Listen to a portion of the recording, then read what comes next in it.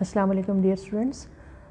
Second year کی socks کی بچیاں آپ لوگوں کو میں نے کانسٹیٹیوشنل ڈیولپمنٹ آف پاکستان کے اوپر لیکچر مسلسل میں دے رہی ہوں اور اپلوڈ بھی کر رہی ہوں. آپ کو اس وقت تک میرے خیال 5 لیکچر آپ کے جا چکے ہیں، جس میں نے 3 لیکچر کانسٹیٹیوشنل ڈیولپمنٹ کا جو ہمارا پروسیس تھا وہ ہم نے اس کو دیکھا تھا. پہلے میں نے آپ کو کانسٹیٹیوشنل ڈیولپمنٹ کے حوالے سے جو ہے وہ آپ کو قرارداد مقاصد سے، پھر فرسٹ کانسٹیٹیوئنٹ اسمبلی، پھر اس کے بعد اس کے جو سٹیپس رہے کہ پہلی جو بنیادی اصولوں کی مجلس بنی اس کی رپورٹس بنائیں، پھر اس کے بعد ہم نے محمد علی بگرا فارمولہ اور سارا کرتے ہوئے ہم نے پھر 1956 کے کانسٹیٹیوشن تک پہنچے. پھر 1956 کی کانسٹیٹیوشن کو میں نے آپ کو بتایا کہ اس کی کیا کریکٹرسٹکس تھیں. پھر اس کے بعد اس کی فیلئر ہو گیا، آفٹر 2 ایئرس وہ ایبروگیٹ ہو گیا، ختم ہو گیا. دین وی وینٹ فار 1962 کانسٹیٹیوشن. ایک کمیشن بنا جس میں صدر ایوب خان نے جو ہے وہ اس کو ٹیک اپ کیا اور ایک ایک دستور ساز کمیشن تشکیل دیا جسٹس شہاب الدین کی قیادت میں.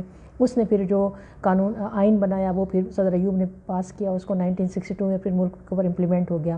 بٹ ان 1968 میں جو ہے 69 میں ملک میں مارشاء اللہ لگا اور وہ جو 62 کا ہمارا آئین تھا وہ ایبروگیٹ ہو گیا اور وہ اس کے ناکامی کی وجوہات پھر میں نے آپ کو بتائیں کہ اس کے بعد ناکامی کی کیا وجوہات تھیں. اس کے بعد ملک میں مارشاء اللہ لگا اور صدر ایوب خان نے جو ہے وہ اقتدار جو ہے وہ جنرل یحییٰ خان کو جو ہے وہ سونپ دیا. اور جنرل یحییٰ خان نے آنے کے بعد جو ہے وہ کیا سٹیپس لیے آج ہم اس کو سٹارٹ کریں گے.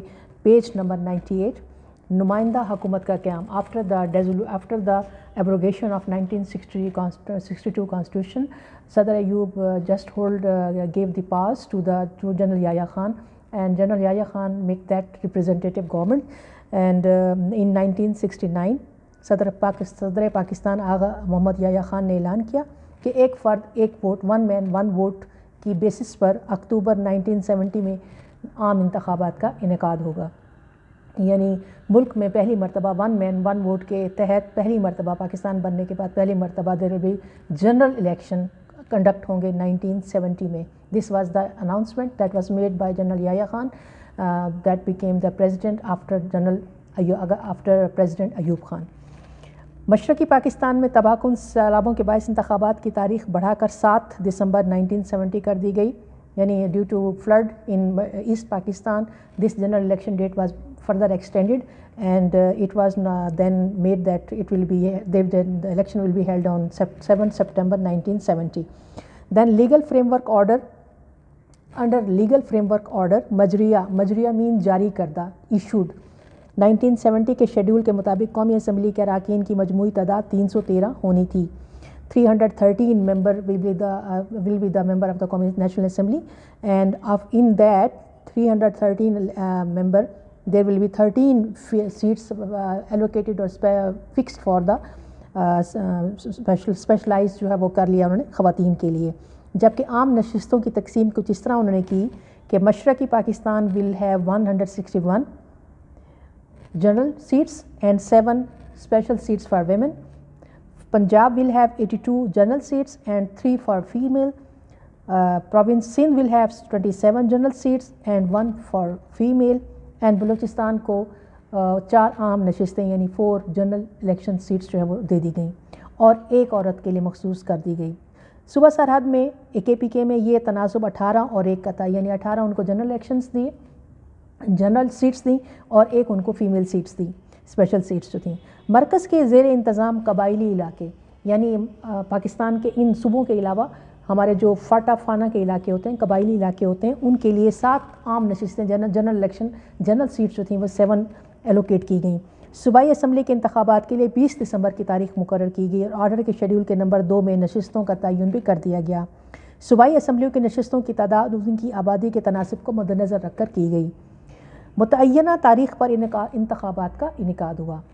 قومی اسمبلی کی نشستوں کے لیے مشرقی پاکستان میں عوامی لیگ اور مغربی پاکستان میں پیپلز پارٹی کو زبردست کامیابی حاصل ہوئی. یعنی 1970 کا الیکشن ہوا اور رزلٹ کیا آیا کہ ان ایسٹ پاکستان عوامی لیگ مسلم جو کہ بنگلہ دیش کی پارٹی تھی دیٹ ون ان بنگلہ دیش، اور you can say in East Pakistan that was not at that time Bangladesh, it was East Pakistan.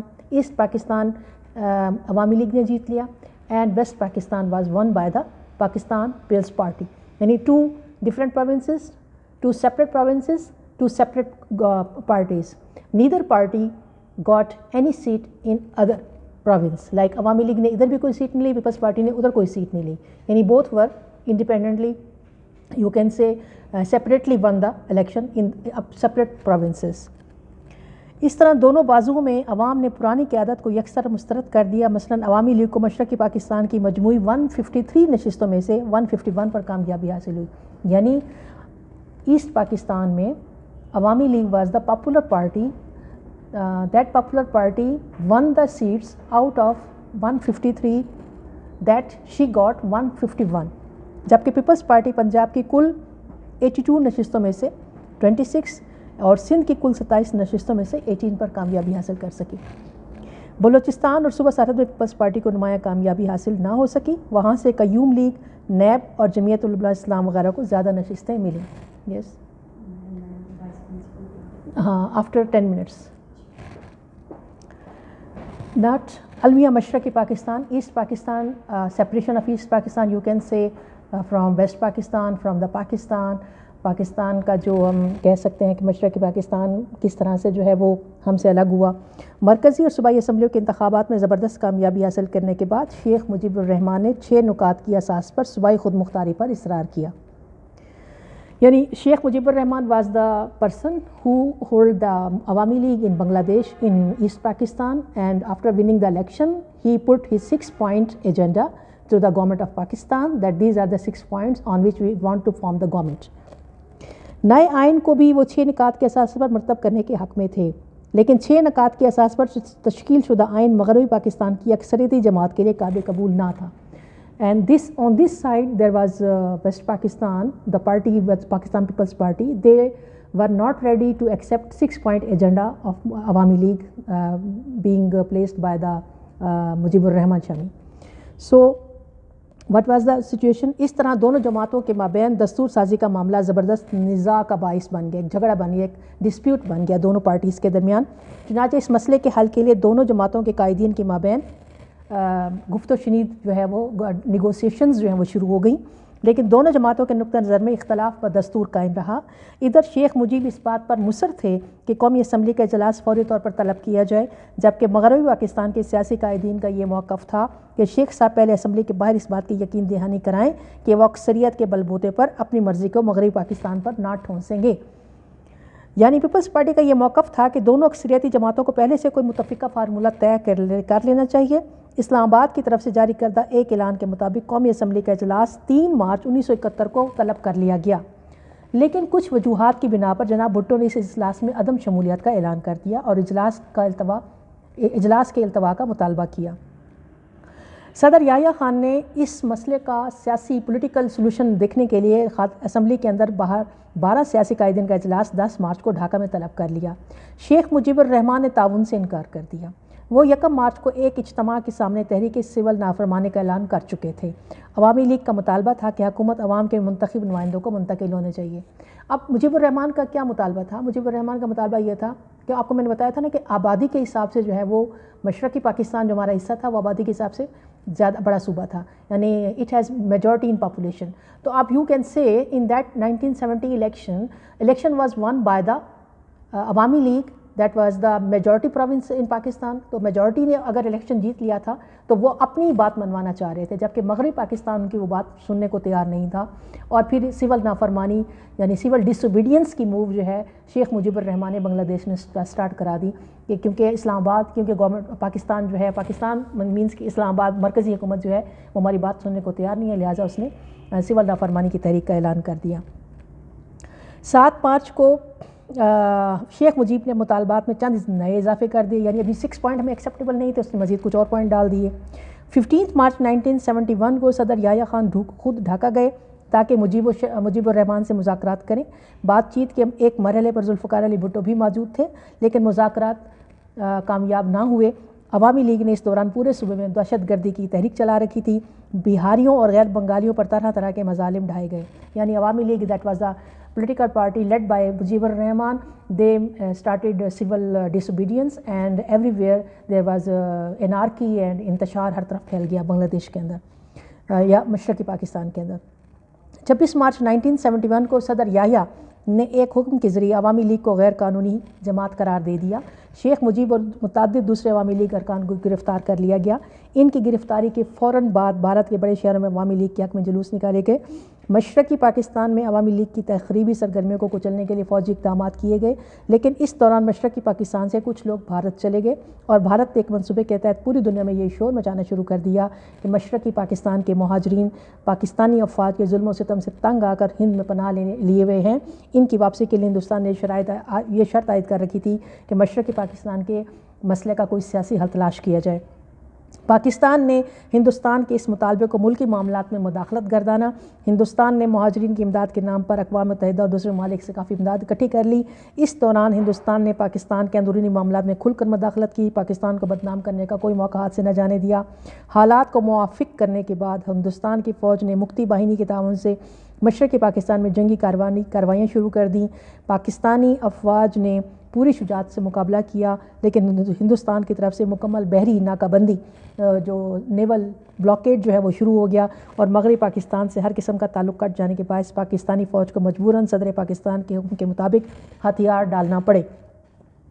3 دسمبر 1971 کو ہندوستان نے مغربی پاکستان پر حملہ کر دیا اور مغربی پاکستان کے محاذ پر بھی ہندوستان کے ساتھ جنگ شروع ہو گئی، لیکن 17 دسمبر کو مشرقی محاذ پر ہتھیار ڈالنے کے بعد مغربی پاکستان کے محاذ پر بھی جنگ بند ہو گئی۔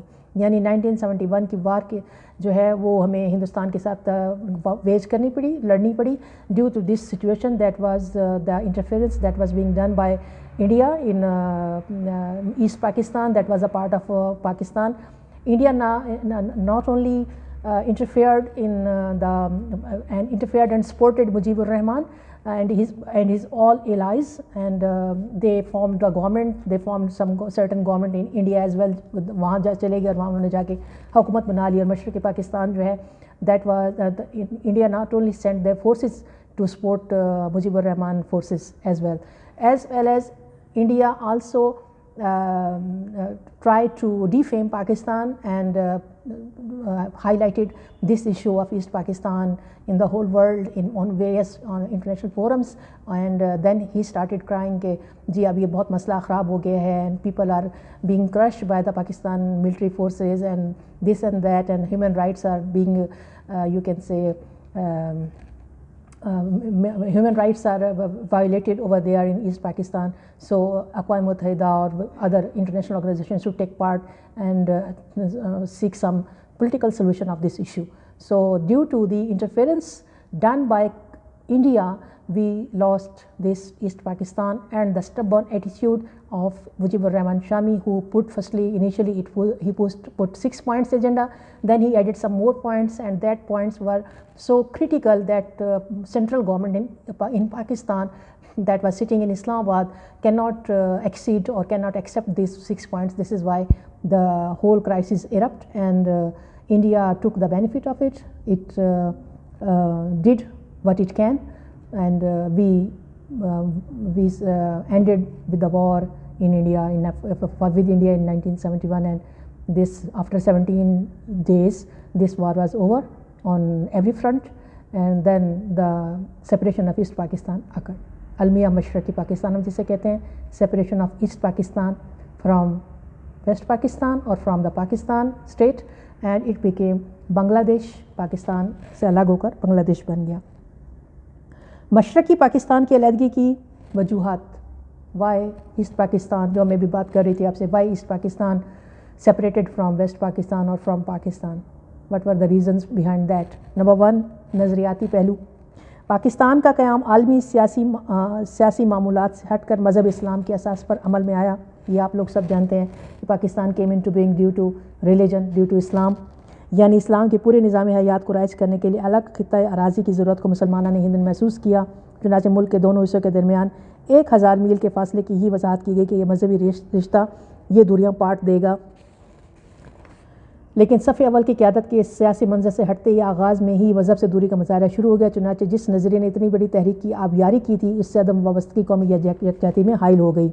یعنی Islam was the basis of creation of Pakistan, but and the leaders of Pakistan who formed this beautiful state, this beautiful country, they thought that both wings, east wing and west wing, مشرقی پاکستان، مغربی Pakistan, almost 1,000 mile distance will be no distance at all because of the religion, because their hearts are Muslims, they are all Muslims, so this huge gap will not make any difference in their relations. But after the removal of the national leaders like Muhammad Ali Jinnah and Liaquat Ali Khan and some other notable leaders that took part in the creation of Pakistan, after the removal of, or you can say that when they were not on the scenes, the local leaders erupted and they promoted रीजनलिज़म कि उन्होंने इलाकायत को जो है फ़रोग़ देना शुरू कर दिया, मज़हब जो है वो पीछे हटता चला गया।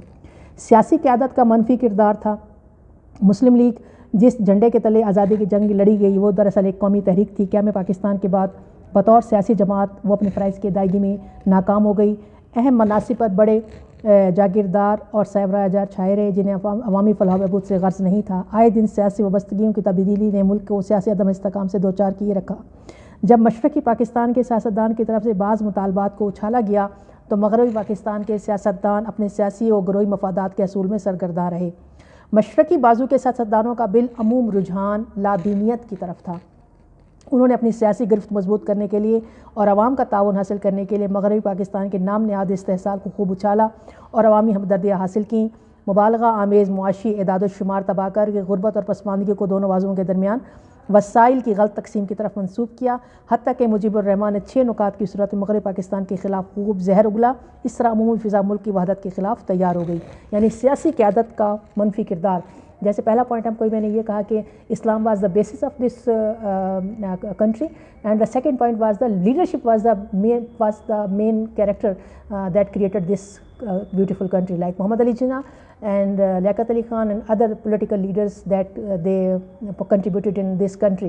But when they were not there, they were not on the scene, the local leaders erupted, businessmen were erupted, the political factions formed in Muslim League, that was the party that made Pakistan, but now it was divided in various sections and various groups that could not make people articulate the interest of the people. लोगों के मफादात को watch ना कर सकी, आवाम के मफादात को watch ना कर सकी।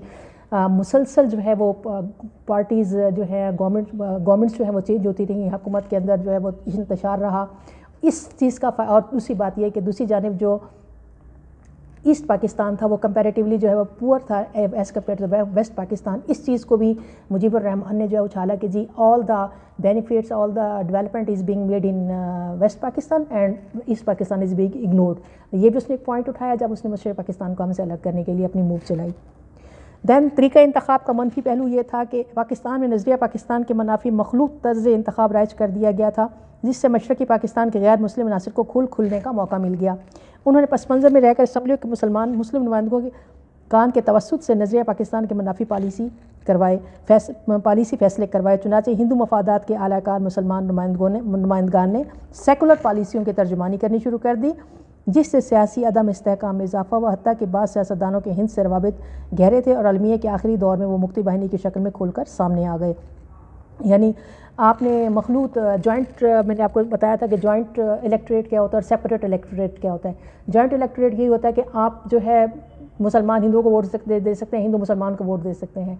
तो हमने जॉइंट इलेक्टोरेट को मुल्क में जो है वो कर लिया, जबकि सेपरेट इलेक्टोरेट की बात हुई थी कि सेपरेट इलेक्टोरेट जो था हमने किया था कि जी हम जहाँ पे हिंदुस्तान में जब हम बरे-सग़ीर में थे तो हम बात करते थे सेपरेट इलेक्टोरेट की कि मुसलमानों को मुंतखब करें और हिंदू को मुंतखब करें। तो मखलूत तरीके इंतखाब जब हमने यहाँ पाकिस्तान में राइज किया तो उसका फ़ायदा मशरक़ी पाकिस्तान में हिंदुओं ने, हमारे जो कुछ मुसलमान नुमाइंदे थे उनको अपने साथ मिलाकर जो है उनसे वो काम करवाए, वो सेकुलर पॉलिसीज़ बनवा डाली जो कि पाकिस्तान के रूह के, पाकिस्तान की स्पिरिट के मुनाफी थी। फिर फ़ौज की सियासत में मदाखलत भी एक बात बनी कि पाकिस्तान में 1956 के आइन के निफाज के बाद से ही शुरू से फ़ौज की मुदाखलत की राह हमवार हो गई। हत्ता कि कमांडर इन चीफ़ जनाब मोहम्मद अयूब खान ने मार्शल लगाकर अनाने हुकूमत संभाल ली। बिलाखिर 1962 का आइन नाफिज करके सदर बन गए और उसके बाद अहम मनासिब पर मग़रबी पाकिस्तान के लोग छाए हुए थे, इसलिए बंगाली सियासतदानों को न सिर्फ फ़ौज के ख़िलाफ़ बल्कि मग़रबी पाकिस्तान के ख़िलाफ़ तनकीद करने का मौका हाथ आ गया। जनरल अयूब की बरतरफ़ी के बाद जनरल याहिया खान ने अनाने हुकूमत संभाल ली तो मशरक़ी पाकिस्तान सियासतदानों के अंदर सियासी अदम शिरकत का एहसास शदीद तर हो गया। फ़ौजी निज़ाम हुक्मरानी में जमहूरी तरीक़ों और हक़ीक़ी मुशावरत को अहमियत हासिल नहीं होती और हंगामी हालात से होशियारी और हिकमत से ओहदा बरा होने की सलाहियत भी कम होती है। इसलिए 1970 के इंतखाबी नताइज को फ़ौज ने दिल से कबूल नहीं किया اور مشرقی بازو کے سیاستدانوں کو اعتماد میں لیے بغیر اہم فیصلے کیے، جس سے ہندوستان کو عالمی رائے عامہ کو پاکستان کے خلاف گمراہ کرنے کا موقع ہاتھ آ گیا اور اس نے جارحیت کا ارتکاب کر کے ملک کو دو لخت کر دیا، یعنی ملک country was divided into two. قومی یکجہتی کے منافی اقدامات شروع ہو گئے، یعنی یگانگت، اتحاد، جہاد، جو ہمارا نیشنل انٹیگریشن تھا ہمارا، وہ ختم ہونا شروع ہو گیا۔ لسانی زبان کا مسئلہ جو ہے کہ بنگلہ دیشی کہتے تھے کہ جی بنگالی زبان جو ہے وہ نیشنل زبان ہونی چاہیے، اور اردو کا مغرب پاکستان والے کہتے تھے کہ جی بنگالی تو صرف بنگلہ دیش میں بولی جاتی ہے۔ تو جو نیشنل انٹیگریشن تھا وہ ڈس انٹیگریٹ ہونا شروع ہو گیا۔ پھر استحصالی نظام یہ تھا کہ ملک میں کہ دونوں بازو میں وڈیرہ شاہی اور سرمایہ دارانہ نظام رہا، عام لوگوں کی حالت ہزار پست تھی۔ تیسری دنیا کے ممالک میں اس دور میں اشتراکی فکر مقبول عام ہو رہی تھی، کمیونزم جو تھا پوری دنیا میں جو مقبول ہو رہا تھا، اور متعدد انقلابات وقوع پذیر ہو چکے تھے۔ مغربی پاکستان میں جناب ذوالفقار علی بھٹو نے روٹی کپڑا اور مکان کا نعرہ لگا کر عوام میں بہت مقبولیت حاصل کر لی، اور 1970 کے انتخابات میں بھی کافی کامیابی حاصل کی۔ مشرقی پاکستان میں بھی اسی طرح کے ہتھ کنڈوں سے شیخ مجیب الرحمن نے زبردست کامیابی حاصل کر لی، لیکن انہوں نے انتخابی عمل کا سارا رخ مغربی پاکستان کے استحصال کی طرف موڑ دیا، جس سے ملک کے دونوں حصوں میں نفرت بڑھتی چلی گئی۔ پھر ہندوستان کی جارحیت، جس کے پر میں پہلے بات کر چکی کہ ہندوستان نے انٹرفیرنس کیا، اگر ہندوستان انٹرفیرنس نہ کرتا تو we can handle the situation, اور ہم مشرقی پاکستان اس وقت ہمارے ساتھ ہوتا۔ نمائندہ حکومت کا قیام، جنگ بندی، جب ہماری 17 دن کے بعد جب جنگ ختم ہوتی ہے تو جنگ بندی کے بعد ذوالفقار علی بھٹو اقوام متحدہ کی حفاظتی کونسل میں پاکستان کی نمائندگی کے لیے گئے ہوئے تھے۔ جنگ بندی کی فوراً بعد یحییٰ خان نے انہیں واپس بلا لیا۔ ان کی آمد پر یحییٰ خان صدارت سے مستعفی ہو گئے اور بھٹو کو صدر اور چیف مارشل لا ایڈمنسٹریٹر کے اختیارات منتقل کر دیے۔ چنانچہ 20 دسمبر کو جناب ذوالفقار علی بھٹو نے اپنے نئے عہدے کا حلف اٹھا لیا۔ صدر کا عہدہ سنبھالنے کے بعد بھٹو نے جمہوری عمل کے احیاء کا ارادہ ظاہر کیا کہ دوبارہ ڈیموکریسی جو ہے وہ سٹارٹ کر دی جائے، اور یقین دہانی کرے کہ مناسب وقت پر ماشاءاللہ ختم کر دیا جائے گا۔ چنانچہ 15 اپریل 1972 کو وزیر قانون اور پارلیمانی امور جناب میاں محمود علی قصوری نے عبوری آئین کی منظوری کے لیے قومی اسمبلی میں مسودہ پیش کیا۔ اس سے قبل 14 اپریل کو قومی اسمبلی نے اپنے اجلاس میں جناب ذوالفقار علی بھٹو کو متفقہ طور پر صدر منتخب کر لیا۔ اس کے ساتھ ہی 21 اپریل کو مارشل لا کا خاتمہ ہو گیا۔ 17 اپریل کو قومی اسمبلی نے عبوری آئین کی منظوری دے دی۔ وزیر قانون نے یہ اعلان کیا کہ اکتوبر 1973 تک نیا آئین بن جائے گا ملک کا، اور اگر قومی اسمبلی 14 اگست 1973 تک نیا آئین نہ بنا سکی تو عبوری آئین وہی پاکستان کا مستقل آئین بن جائے گا۔ عبوری آئین کے تحت 21 اپریل کو جناب بھٹو نے صدر کا حلف اٹھا لیا، اور عبوری آئین کے نفاذ کے بعد مستقل آئین کی تشکیل کے لیے کوششیں تیز کر دی گئیں۔